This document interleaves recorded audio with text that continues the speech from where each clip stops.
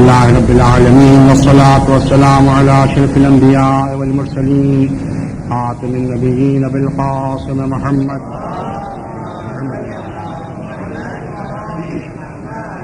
وأهل بيت الطيبين الطاهرين المعصومين ولعنة الله على أعدائهم أجمعين. أما بعد فقد قال الله تبارك وتعالى في محكم كتابه ومتقن خطابه وقوله الحق وأصدق الصادقين. بسم الله الرحمن الرحيم. الف لام میم ذلك الكتاب لا ريب فيه هدى للمتقين الذين يؤمنون بالغيب ويقيمون الصلاة ومما رزقناهم ينفقون والذين يؤمنون بما أنزل إليك وما أنزل من قبلك وبالآخرة هم يوقنون أولئك على هدى من ربهم وأولئك هم المفلحون. صلوات محمد.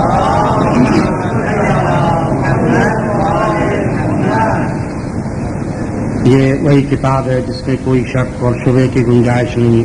ہدایت ہے متقین کے لیے کہ جو ایمان بالغیب رکھتے ہیں، نماز کو قائم کرتے ہیں، جو کچھ ہم نے روزی عطا کی ہے اس میں سے انفاق کرتے ہیں، خرچ کرتے ہیں، جو ایمان رکھتے ہیں ہر اس بات پر اے پیغمبر جو آپ پر نازل کی گئی اور جو آپ سے پہلے انبیاء پر نازل کی گئی باتیں سب پر ایمان رکھتے ہیں، آخرت پر یہ لوگ یقین رکھتے ہیں، یہی لوگ اللہ کی جانب سے ہدایت یافتہ اور یہی لوگ دنیا اور آخرت میں کامیاب ہیں. صلوات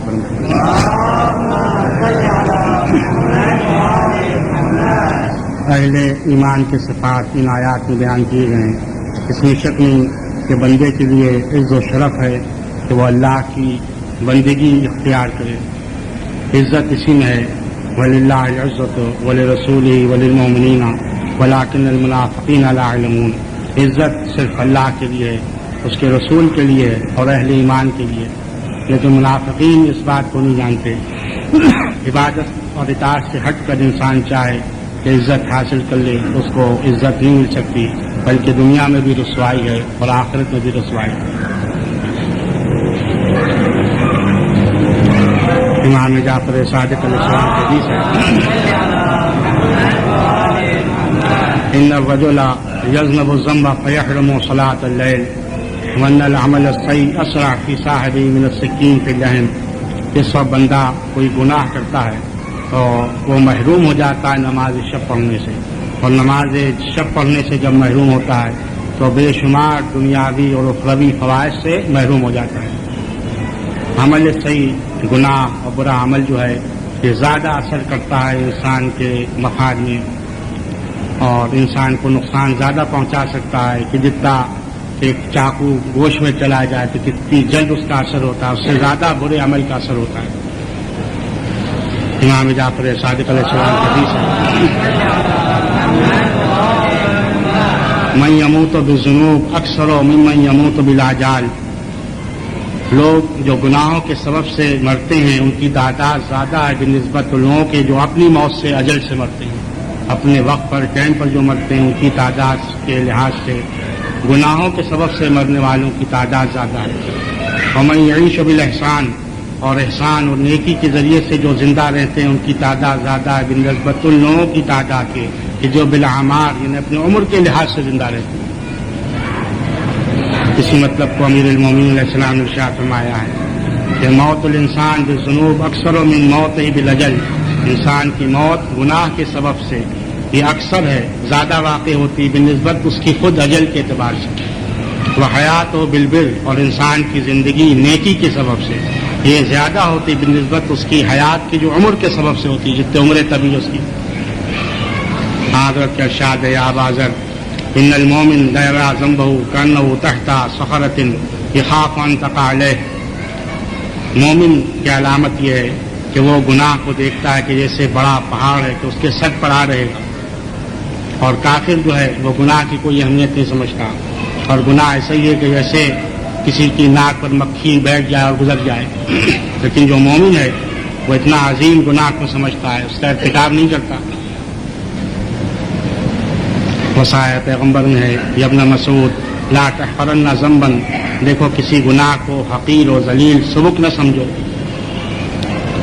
وجتنب الکبائر، اور بڑے بڑے گناہوں سے بچتے رہو، یعنی چھوٹے گناہوں کو صغیر نہ سمجھو کہ چھوٹا گناہ ہے تو اس کا ارتکاب کرنا چاہیے، اس سے بھی بچتے رہو، اس کو چھوٹا نہ سمجھو، اور جو بڑے گناہ اس سے بھی پرہیز کرتے رہو۔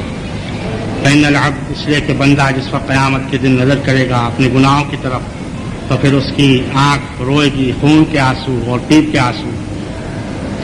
امیر المومنین علیہ السلام کے ارشاد ہے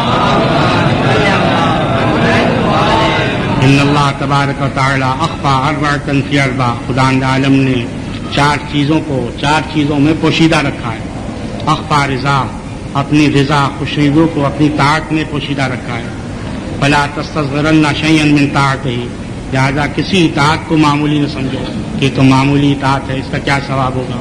ہو سکتا ہے کہ اللہ کی رضا، اس کی خوشنودی اسی سے وابستہ ہو، اسی میں مضمر ہو، پوشیدہ ہو، اور تمہیں اس کا علم نہ ہو۔ وقفہ سخط ہو، اور اپنے غضب کو اللہ نے پوشیدہ رکھا اپنی معصیت میں، لہٰذا کسی معصیت کو سبک نہ سمجھو، چھوٹا نہ سمجھو، یہ کہہ کر نہ بجا لاؤ کہ بھئی یہ تو گناہ صغیرہ ہے، کیا بات ہے۔ ہو سکتا ہے اسی میں اللہ کی ناراضگی ہو اور اللہ کا غضب پوشیدہ ہو۔ وقفہ اجابت ہو فی دعوت ہی، اور اللہ نے استجابت دعا کو پوشیدہ رکھا ہے تمہاری دعوتوں میں، جو تم پکارتے ہو اللہ کو، جو تم دعائیں کرتے ہو دعاؤں میں، لہٰذا کسی دعا کو سبک نہ سمجھو۔ بعض جو جلدی میں دعا کی جاتی ہے اور اہتمام اس میں نہیں آپ نے کیا، وہی اللہ قبول کر لے، کسی ساتھ کی کس موقع کی دعا قبول ہو جاتی ہے۔ وقفہ ولی ہو فی عبادہ، اور خدا نے اپنے بندوں کو، اپنے ولی کو اپنے بندوں میں پوشیدہ رکھا ہے، لہٰذا کسی بندے کو ذلیل و حقیر نہ سمجھو۔ ہو سکتا ہے کہ وہی اللہ کا ولی ہو، تمہیں اس کا علم نہ ہو، لیکن اس کا دائرہ اہل ایمان کے ساتھ مخصوص ہے۔ اس کا مطلب نہیں ہے کہ ہم مشرک کافر کو بھی مومن کے برابر قرار دیں، مومن کافر یہ مستثنیٰ ہے، لیکن جو اہل ایمان ہے مومن ہے تو اس کے درجات ہیں، مختلف ہیں، مختلف اطاعتیں بجا لاتے ہیں، مختلف گناہ ہیں، کس کا زیادہ گناہ ہے، کس کی اطاعت زیادہ ہے، اس کو کوئی ہم سمجھ نہیں سکتے، لہذا کسی بھی مومن کو ہم کو ذلیل و حقیر نہیں سمجھنا چاہیے، کسی بندے کو۔ امیر المومنین علیہ السلام کا ارشاد ہے توقع الذنوب، گناہوں سے بچتے رہو۔ فما من بلیۃ ولا نقص رزق الا بذنب حتى الخدش والکبہ، کہ دیکھو کوئی بلا نازل نہیں ہوتی اور رزق کی کمی نہیں ہوتی مگر گناہ کے سبب سے، یہاں تک کہ اگر بدن میں خراش آ جائے یا پیر میں ٹھوکر لگ جائے یا کوئی مصیبت نازل ہو جائے تو اس کا کوئی نہ کوئی سبب ہوتا ہے جس کا تعلق ہمارے گناہ سے۔ خدا عالم ارشاد فرماتا ہے وما اصابکم من مصیبت فبما کسبت ایدیکم، دیکھو جو بھی مصیبت آتی ہے وہ تمہارے ہاتھوں آتی ہے۔ صلوات بر محمد۔ اگر مومن پر بھی مصیبت آئی ہے تو اس سے گناہوں کا کفارہ بن جاتی ہے۔ ابن سلام سے روایت ہے کہ میں نے امام جعفر صادق علیہ السلام سے سوال کیا عن الرجل يرتكب الكبيرة من الكبائر فيموت هل يخرجه ذلك من الاسلام، ایک شخص گناہ کبیرہ کا ارتکاب کرتا ہے پھر مر جاتا ہے، کیا یہ اسلام سے خارج ہو گیا؟ اگر اس کو عذاب دیا جائے گا تو کیا مثل مشرکین کے عذاب ہوگا؟ یہ سوال تھا، یا وقتی طریقے سے عذاب ہوگا اور پھر عذاب اس سے برطرف ہو جائے گا؟ تو امام نے جواب دیا کہ من ارتکب کبیرۃ من الکبائر، جو بڑے گناہ نے کبیرہ کا ارتکاب کرے، فزعما، اور یہ سمجھ کر کرنا حلال، یہ حلال ہے، اخرجہ ذلک من الاسلام، تو یہ چیز دار اسلام سے خارج کر دیتی ہے۔ تو یہ نقطہ بیان کرنے کا ہے کہ انسان گناہ کرنا اور گناہ سے بچنا چاہیے، چھوٹا ہو یا بڑا ہو، لیکن جو سب سے زیادہ سمجھنے کی اور جس سے بچنے کی ضرورت ہے وہ یہ ہے کہ اسی گناہ کو حلال سمجھ کر نہ کرے۔ اگر اس کو جائز کر کے سمجھا کہ سود جائز ہے، حلال ہے، تو پھر مصیبت ہے۔ اگر سود کسی نے کھا لیا یا ایسا کاروبار کیا لیکن اس کو حرام سمجھ رہا ہے تو یہ ایک ادنا گناہ کا مرتبہ ہے، لیکن اس سے بڑا گناہ یہ ہے کہ انسان سود بھی کھائے اور اس کو حلال بھی سمجھ لے، تو وہ اسلام سے خارج کرتا ہے۔ وعذب اشد العذاب، ایسے شخص کو شدید عذاب دیا جائے گا۔ وان کان معترفا، اگر اعتراف کر رہا ہے کہ انه اذنب، اس نے گناہ کیا ہے، معترف ہے، ومات علیہ، اور بغیر توبہ کے مر جائے، توبہ نہ کرے، گناہ کا عادی کر رہا ہے، تو اخرجہ من الایمان، تو یہ چیز ایمان کے دائرے سے خارج کرے گی۔ ولم یخرجہ من الاسلام، اسلام سے نہیں خارج کرے گی۔ وکان عذاب اہون من عذاب الاول، اور پہلے کے عذاب سے اس کا عذاب کم ہوگا۔ اگر توبہ کر لی ہے تو توبہ کے بعد تو ایسا ہی ہے کہ ایسے کوئی گناہ اس کے ذمہ نہ، اس لیے تاکید ہے کہ توبہ ضرور کرے، ہر وقت توبہ کرتے رہے، صبح شام توبہ کرے. ہمیں معلوم نہیں دن میں ہم کتنے گناہ کرتے ہیں، کتنی مرتبہ ہم غیبت کرتے ہیں، کتنی مرتبہ ہم دوسروں کو رنج پہنچاتے ہیں، اور کیا کیا گناہ کا تعلق ہے. تو ہر وقت توبہ کرنا چاہیے. حضرت کی حدیث ہے کہ بندہ روک لیا جائے گا ایک گناہ کے سبب سے جو اس نے گناہ کیا ہے، میں تعامن 1 سال 100 سال تک، وہ آخرت کے 100 سال، اور وہ دیکھتا رہے گا کہ اس کے ازواج، اس کے بھائی، یہ سب جنت میں اس کی نعمتوں میں متنعم ہے اور یہ اس سے محروم ہے. صرف ایک گناہ کے سبب سے روکا رہے گا. حضرت کا ارشاد ہے وَإِيَّاكُمْ وَالْمُحَقِّرَاتِ مِنَ الذُّنُوبِ. دیکھو معمولی گناہوں سے بچتے رہو، معمولی کو معمولی نہ سمجھو. اس کی تقسیم کی گئی، گناہ کبیرہ ہے، گناہ صغیرہ ہے. پھر ایک گناہ کا عذاب زیادہ ہے دوسرے سے، لیکن کم عذاب تو کم عذاب بھی آخرت کا کم نہیں ہے. اگر آخرت کا کم سے کم عذاب فرض کیا جائے تو وہ اتنا زیادہ ہے کہ اس کی شدت کا ہم تصور نہیں کر سکتے.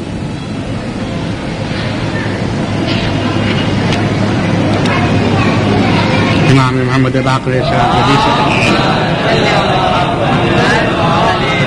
ایک بندہ اللہ سے سوال کرتا ہے دنیا کی کسی حاجتوں میں سے، اور اللہ کی شان سے یہ ہے کہ اس حاجت کو اس کے پورا کرے، فوراً پورا کرے یا بدیر.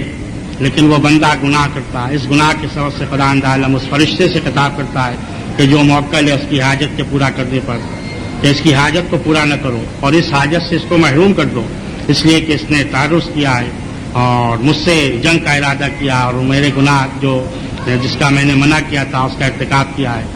لہٰذا اس حاجت سے اس بندے کو محروم کر دیا جاتا ہے. اکثر ہم اللہ سے دعائیں کرتے ہیں، دعا ہماری قبول نہیں ہوتی، لیکن ہم یہ نہیں سمجھ سکتے کہ اس کا سبب عدم قبولیت کا ہمارے گناہ ہوتے ہیں. حضرت کی حدیث ہے کہ ثلاثۃ من الذنوب تعجل عقوبتها ولا تؤخر الا الاخرہ. 3 قسم کے گناہ ایسے ہیں کہ جن کی عقوبت، جن کی سزا فوراً دنیا میں ملتی ہے اور آخرت پر اس کو نہیں ٹالا جاتا. حقوق الوالدین، والدین کا حق ہونا، ان کی نافرمانی کرنا، یہ ایسا گناہ عظیم ہے کہ اس کی سزا دنیا میں ملتی ہے، آخرت پر نہیں رکھا جاتا. والبغی علی الناس، دوسرے لوگوں پر ظلم کرنا، دنیا میں اس کی سزا ملتی ہے. وکفر الاحسان، اور احسان اگر کوئی کرے اس کے بدلے میں احسان فراموشی کرنا. یہ 3 قسم کے ایسے گناہ ہیں. والدین کی اطاعت کے متعلق عرض کیا کہ اگر والدین ظالم بھی ہوں تو حکم نہیں ہے کہ ہم کڑی نظر سے دیکھیں والدین کی طرف، یا اف تک کہیں. قرآن کی آیت موجود ہے اگر کوئی کڑی نظر سے اپنے والدین کی طرف دیکھے تو کوئی نماز اور کوئی نیکی اس کی قبول نہیں. تو کس قدر اہمیت ہے والدین کی اطاعت کی، اور والدین کے جو حقوق ہیں وہ ہم کسی صورت سے بھی ادا نہیں کر سکتے. اور یہ ایک مثال ہے کہ والدین کو صرف خوش رکھنا ہے. اگر ہم یہ سمجھیں کہ ہم پیسے سے خدمت کر کے والدین کے حقوق ادا کر دیں تو حقوق نہیں ادا کر سکتے. کہیں ذرہ برابر بھی حق نہیں ادا کر سکتا جو محنت و مشقت والدین نے ہمارے سلسلے میں کیا، اولاد کے سلسلے میں. لیکن صرف خوش رکھنا ہے. یہ ایک مثال ہے بندے کی اطاعت و اللہ کے نسبت کے لحاظ سے کہ ہم اللہ کا حق کسی صورت میں ادا نہیں کر سکتے. جو اللہ کی نعمتیں ہیں، جو اس کے احسانات بندوں پر ہیں، مسلسل نعمتیں ہم پر، نعمتوں کا نزول ہو رہا ہے، صرف ایسا عمل کرنا چاہیے، ہر وقت استغفار کرنا چاہیے کہ ہم اللہ کی خوشنودی حاصل کریں. یہ بہت بڑی بات ہے. جیسا کوئی والدین تو بس خوش کر دے، حق نہیں ادا کر سکتا. صلوات اور محمد امیر المومنین علیہ السلام کے ارشاد ہے اشد الذنوب مستخف وہی صاحب، سب سے اشد اور شدید ظلم اور گناہ وہ ہے کہ جس کو گناہ کرنے والا صبح کو ہلکا سمجھے. لہٰذا ایک تو تقسیم گناہ صغیرہ گناہ کبیرہ کی الگ ہے، لیکن یہ ہمارے نیت کے لحاظ سے اگر کوئی گناہ صغیرہ ہے لیکن ہم اس کو سبق سمجھ رہے ہیں اور سبق سمجھ کر ہم بغیر خوف کے اس گناہ کا ارتکاب کر رہے ہیں تو پھر وہی گناہ کبیرہ کا حکم رکھتا ہے. خصوصاً اصرار کے موقع پر کہ اگر کوئی گناہ صغیرہ پر اصرار کرتا رہے تو اصرار کے بعد پھر وہ گناہ صغیرہ نہیں رہتا بلکہ گناہ کبیرہ بن جاتا ہے. ایک شخص امام حسن علیہ السلام کی خدمت میں فقال انا رجل عاصی، میں گناہ گار شخص ہوں، ولا صبر لی عن المعصیت، اور مجھ کو صبر کا ارادہ نہیں معصیت سے، گناہ میں مبتلا ہوں. لہٰذا مجھ کو موعظہ فرمائیے تاکہ مجھ کو نصیحت ہو اور میں گناہوں سے بچوں. اس وقت امام حسن علیہ السلام نے ارشاد فرمایا افعل خمسۃ اشیاء وذنبت ما شئت، دیکھو 5 چیزوں پر عمل کرو اگر، پھر اس کے بعد جو دل چاہے گناہ کرو. لا تاکل رزق اللہ، دیکھو اللہ کی روزی نہ کھاؤ. وذنب ما شئت، اس کے بعد جو دل چاہے گناہ کرو. تو کیا ممکن ہے کوئی اللہ کی روزی نہ کھائے؟ ہر شخص اللہ کی روزی کھاتا ہے. واطلب موضعا لا یراک اللہ، اور ایسی جگہ تلاش کرو کہ جہاں تمہیں اللہ نہ دیکھ سکے. پھر جو دل چاہے گناہ کرو. تو ایسی کوئی جگہ نہیں ہے کہ جہاں اللہ نہ دیکھ سکے تمہیں. ہر جگہ جہاں بھی انسان چھپے گا اللہ دیکھنے والا ہے. وَإِذَا جَاءَكَ مَلَكُ وَاخْرُجْ مِنْ وِلَایَةِ اللَّهِ، اور تیسری چیز کہ اللہ کی ملکیت سے، اس کی ولایت سے نکل جاؤ، اس کے ملک سے باہر چلے جاؤ. پھر جو دل چاہے گناہ کرو. اللہ کا ملک اتنا پھیلا ہوا، کہاں نکل کے جائے گا آدمی؟ اللہ کے اسی ملک میں رہنا ہے، لہٰذا اطاعت بھی کرنا چاہیے. چوتھی چیز اذا جاءک ملک الموت لقبض روح کا، جس وقت ملک الموت آئے تمہاری روح قبض کرنے کے لیے، فادفعہ عن نفسک، اگر تم میں طاقت ہو تو تم اس کو دفع کر دو اپنے سے کہ تمہاری روح کو قبض نہ کر سکے. پھر جو دل چاہے گناہ کرو. وَإِذَا أَدْخَلَكَ مَالِكُ النَّارِ، جس وقت خازن جہنم مالک نار وہ تم کو داخل کرے آتے جہنم میں، تو تم میں اگر زور ہو تو تم داخل نہ ہو، اس سے چھٹکارا حاصل کر لو. اگر ایسا کر سکتے ہو تو پھر جو دل چاہے گناہ کرو. صلوات بر محمد.